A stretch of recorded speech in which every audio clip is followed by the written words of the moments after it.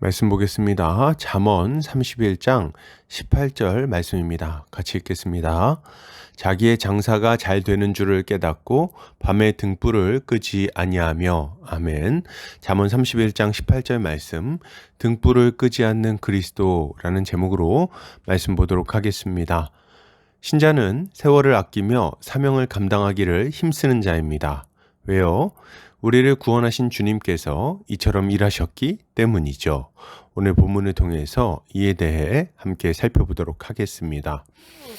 오늘 잠언 기자는 현숙한 여인이 자기의 장사가 잘 되는 줄을 깨닫고 밤에 등불을 끄지 않는다고 말합니다. 이것을 타번역본에서는 자기의 일이 유익한 것을 알고 저녁에도 등불을 끄지 않는다라고 번역하고 있습니다. 본문은 밤과 등불을 끄지 않다를 대조하면서 현숙한 여인의 부지런함을 강조하고 있습니다. 이것은 그리스도께서 우리의 구원을 위하여 얼마나 부지런히 일하셨는지, 그리고 일하시는지를 교훈하는 동시에 신자는 그리스도를 본받아 세월을 아끼며 부지런히 사명을 감당해야 한다는 것을 잘 교훈하는 말씀이라고 할 수 있겠습니다. 본문은 현숙한 여인이 자기의 장사가 잘 되는 줄을 깨닫고 밤에 등불을 끄지 않는다고 말합니다. 이때 장사는 사하르라는 단어인데 장사, 무역, 장사로 얻은 이익 등의 의미를 가지고 있습니다. 그리고 잘되다는 토브라는 단어인데 좋은, 선한, 이익 등의 의미를 가지고 있어요. 그리고 깨닫다는 타암이라는 단어인데 맛보다, 먹다, 지각하다 등의 의미를 가지고 있습니다. 그러니까 정리해보면 현숙한 여인은 자신이 장사하는 것이 이익을 가져다 준다는 것을 깨달아서 밤에도 등불을 끄지 않는다는 말을 하고 있는 것입니다. 먼저 살펴볼 부분은 자기의 장사가 잘 되는 줄을 깨닫는다는 부분입니다. 장사가 잘 되는 줄 깨닫는다는 것은 무슨 말입니까? 물건이 많이 팔리고 일이 잘 풀리는데 그걸 모를 수도 있는 건가요? 물론 일이 잘 되는 것을 모를 수는 없을 겁니다. 그러나 본문에서 깨달았다고 말하는 것은 그것을 일상적인 일로 받아들이지 않는다는 말을 하고 있는 거예요. 이것은 이 여인이 지금이 장사할 때이고 지금이 더 수고해서 일해야 하는 시기라는 것을 깨달았다는 말을 하는 것입니다. 물론 이 여인은 평소에도 열심히 일을 했습니다. 부지런히 일을 했으며 힘을 다해서 일을 했죠. 그러니까 이득을 보게 된 것입니다. 그러나 지금 이 여인은 자신이 평소와 같이 평범하게 일을 해서는 안 된다는 것을 깨달은 거예요. 그래서 이 여인이 하는 일이 뭡니까? 밤에도 등불을 끄지 않고 일하는 거였습니다. 밤에도 등불을 끄지 않는다는 것은 이 여인이 이전보다 더욱 힘을 쓰고 있다는 것을 아주 잘 보여주는 표현입니다. 사람은 밤에 잠을 자야 됩니다. 그리고 밤에 회복된 체력으로 다음 날을 시작하는 거죠. 그럼 사람이 밤에 잠을 자지 않는 때는 언제일까요? 일이 매우 급할 때, 당장 내일 물건을 출하해야 되는데 일이 마무리되지 않았을 때, 계절 상품같이 시기가 정해진 물건을 집중적으로 팔아야 하는데 물건이 부족할 때, 이런 시기가 오면 사람들은 밤에 잠을 자지 않고 일을 하는 겁니다. 왜요? 때가 지나면 더 이상 물건을 팔고 싶어도 팔 수 없는 때가 오기 때문입니다. 그래서 사람들은 자신의 체력을 소진해 가면서 바짝 물건을 만드는 거죠. 이것은 현숙한 여인이신 예수께서 우리의 구원을 위하여 얼마나 부지런히 일하셨는지를 아주 잘 보여주는 내용입니다. 예수 그리스도는 자신의 공생의 기간 가운데 부지런히 일하셨습니다. 주님은 공생의 이전에도 부지런한 분이셨습니다. 주님은 경건한 삶을 사셨고 성실하게 일하셨어요. 그러나 세례 요한의 세례를 받으시고 공생애를 시작하시면서부터는 그야말로 불철주야 쉬지 않고 일하기 시작하셨습니다. 주님은 이른 새벽에 일어나서 기도하셨으며 밤이 맞도록 기도하셨어요. 병자들을 치유하시고 귀신 들린 자를 온전케 하셨으며 말씀을 가르치셨습니다. 주님은 예루살렘에 가시고 사마리아에 가시고 갈릴리 지방 여러 지방으로 다니셨어요. 온 이스라엘을 내 집처럼 돌아다니시면서 저는 자와 눈먼 자와 병든 자를 고쳐주셨죠.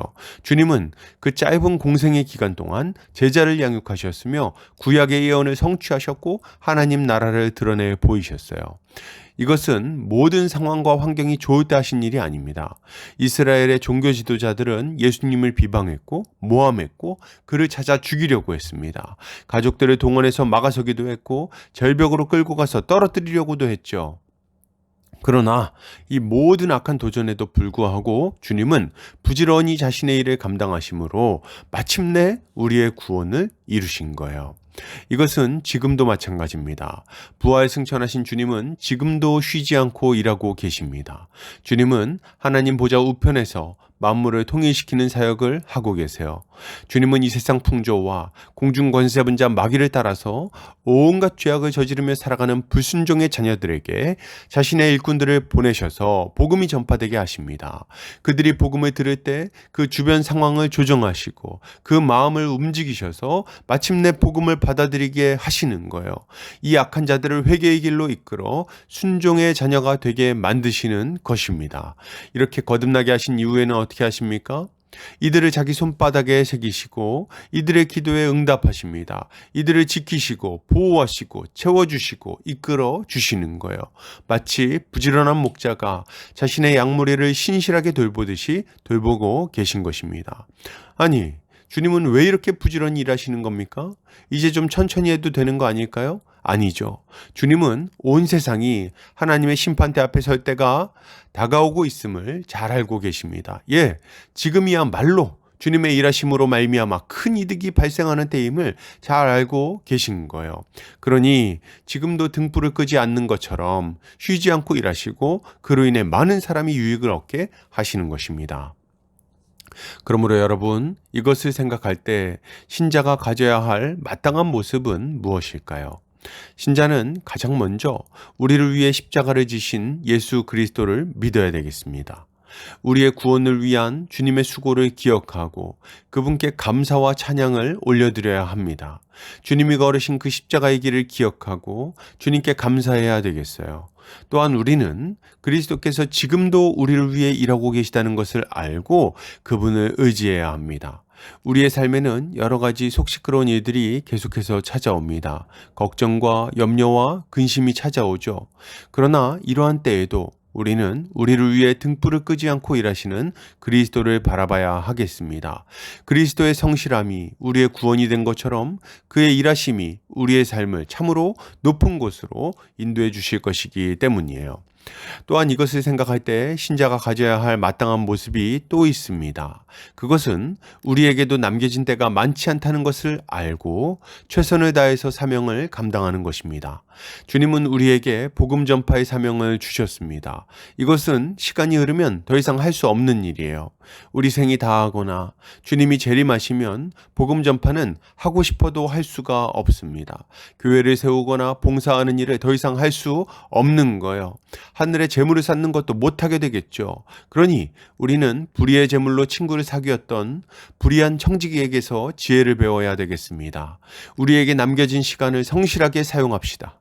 등불을 끄지 말고 부지런히 일해야 하는 것입니다. 때를 얻든지 못 얻든지 복음 전파하기를 힘써야 됩니다. 왜요? 믿게 하시는 이는 하나님이시기 때문이에요.